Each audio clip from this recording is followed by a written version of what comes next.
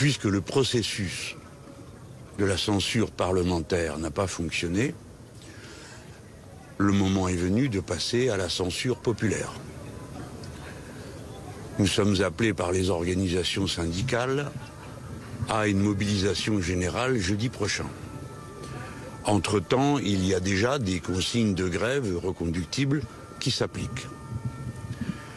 Je forme le vœu que cette censure populaire s'exprime massivement, en tout lieu, en toutes circonstances, et qu'elle nous permette d'obtenir le retrait du texte, parce que cet objectif reste sur la table.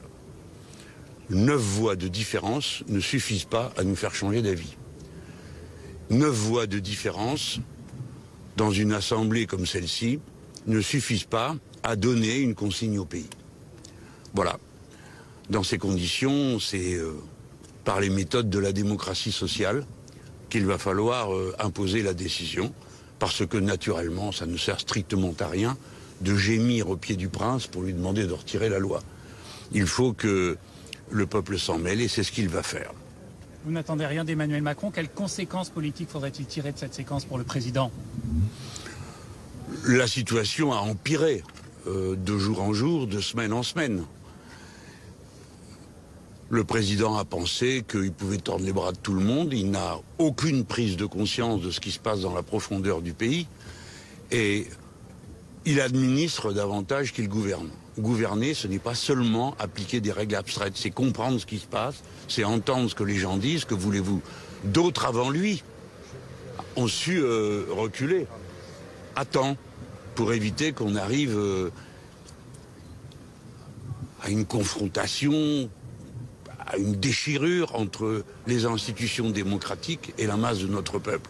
Qu'on se comprenne bien, une institution n'a une légitimité que si elle est reconnue, admise, consentie. Ce n'est pas le cas.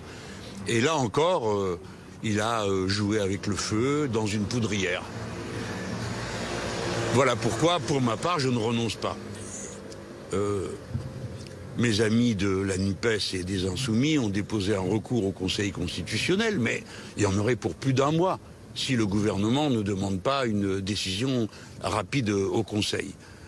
Quant au référendum d'initiative populaire, alors c'est encore plus long, ça ne pourrait commencer qu'au mois de mai.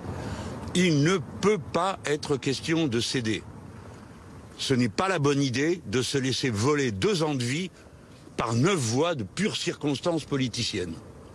Voilà où nous en sommes. Et par conséquent, il faut en assumer tous les devoirs